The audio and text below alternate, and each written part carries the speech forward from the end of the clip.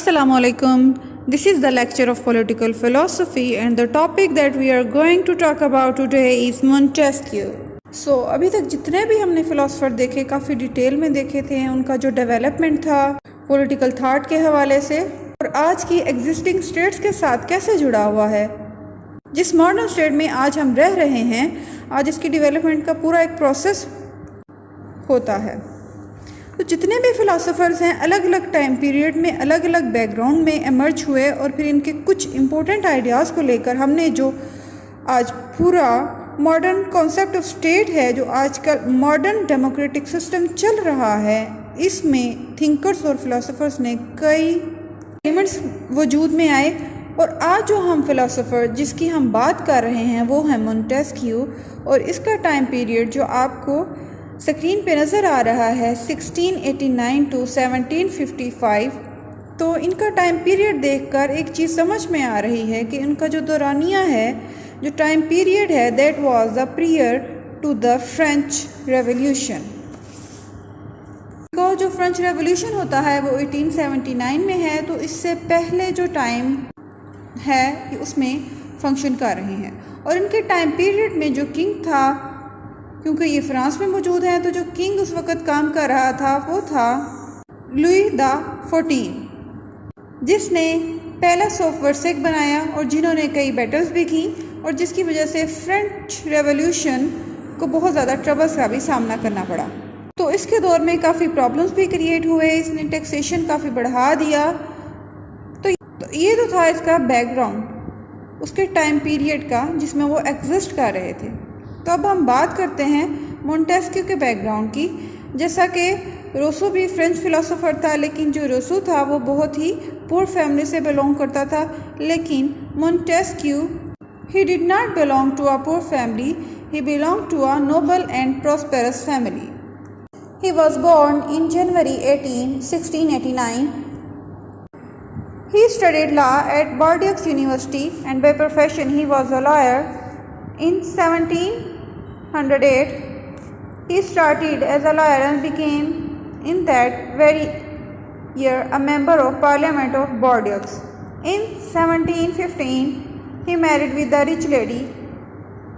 1 year after his uncle, he became President of Parliament of Bordeaux and got a title of Baron de Montesquieu.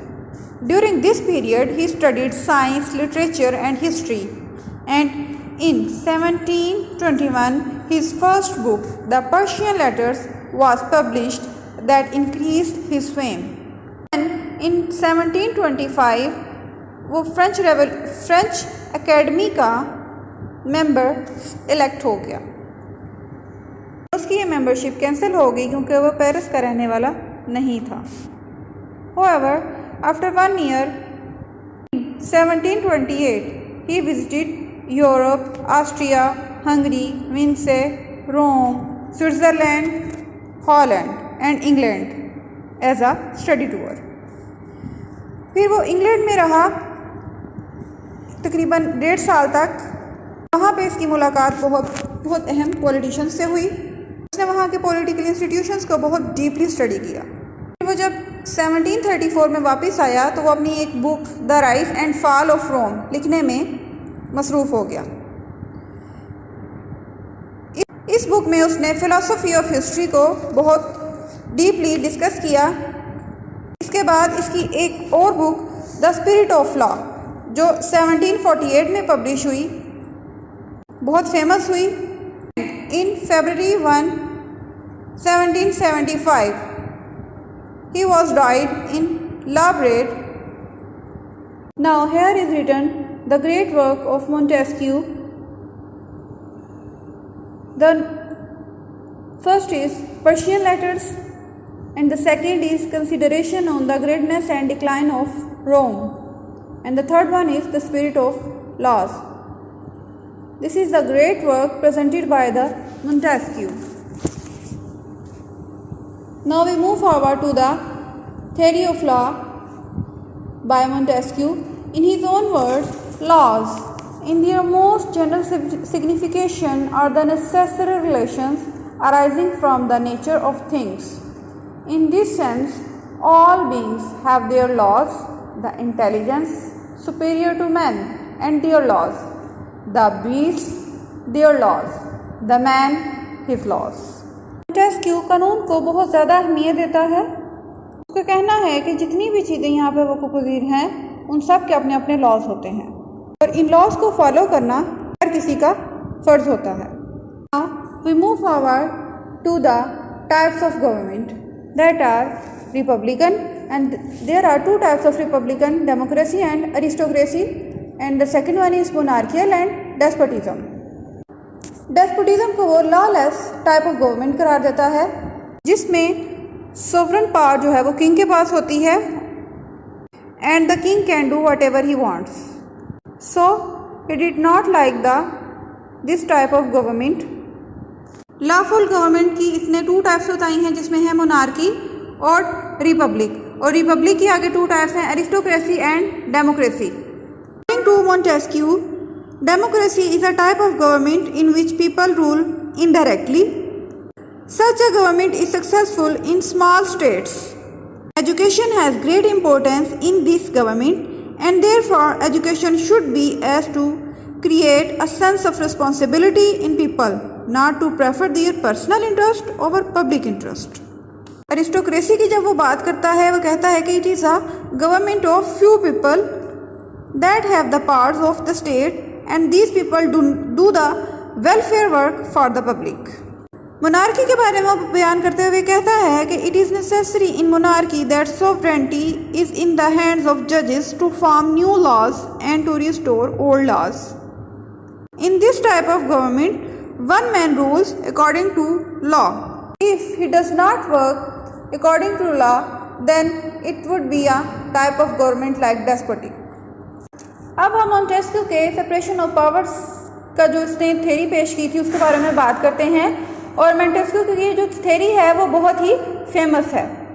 According to Montesquieu, power is divided between three branches of government like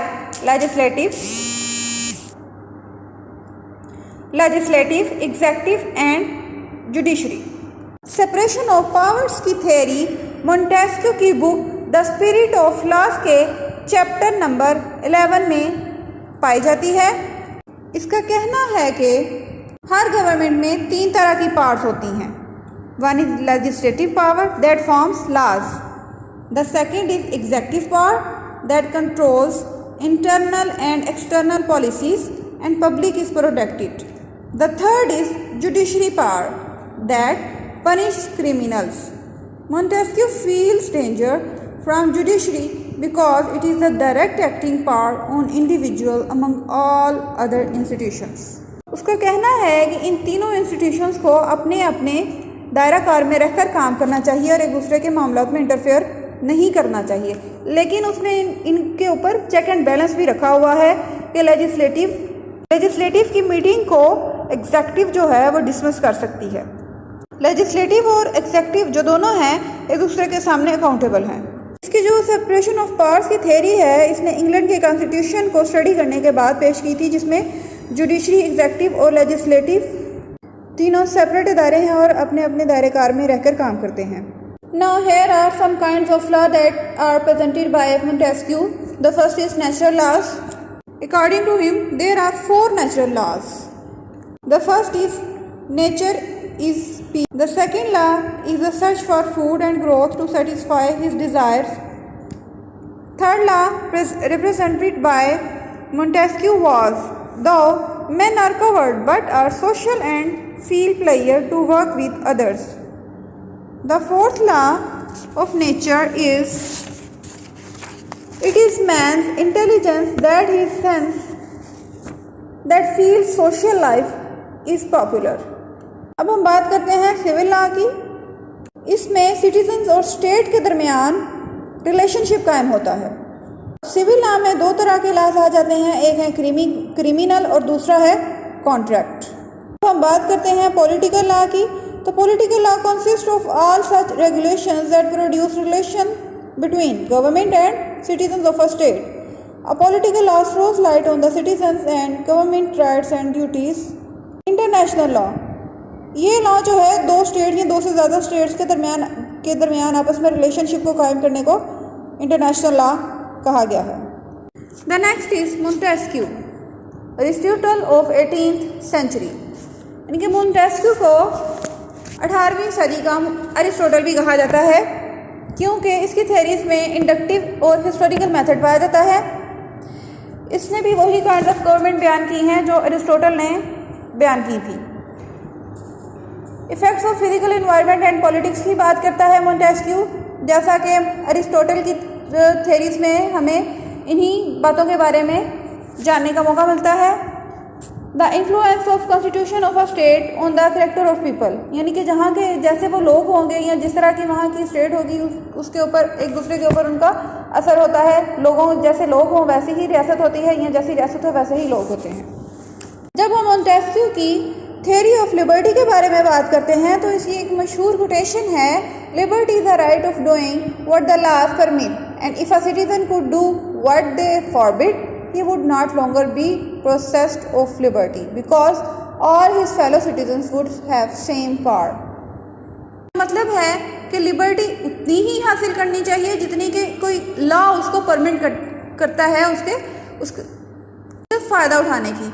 और जब वो दूसरे citizens के बारे में ऐसी liberty इस्तेमाल करने लग जाए कि दूसरे सिटीजन की लिबर्टी खतरे में पड़ जाए, तो फिर वो ये जहन से निकाल दे कि फिर जो उसकी लिबर्टी है वो भी सिक्योर रहेगी, क्योंकि उसके जो दूसरे फेलो सिटीजन हैं वो भी इसी तरह के राइट रखते हैं, इसी तरह की पावर रखते हैं। तो जो वो खुद कर रहा है उसके साथ भी किया जा सकता है। जब हम लिबर्टी की बात करते हैं तो यहाँ पे 2 टाइप्स ऑफ लिबर्टी आ जाती हैं, एक है इंडिविजुअल लिबर्टी और दूसरी है पॉलिटिकल लिबर्टी। इंडिविजुअल लिबर्टी में ये है कि वो कानून के मुताबिक ज़िंदगी गुजारेगा और दूसरों के मामलात में इंटरफेयर नहीं करेगा।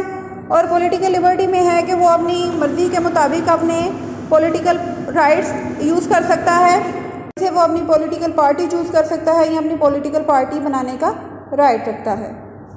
तो ये तो था हमारा आज का लेक्चर मोंटेस्क्यू के बारे में।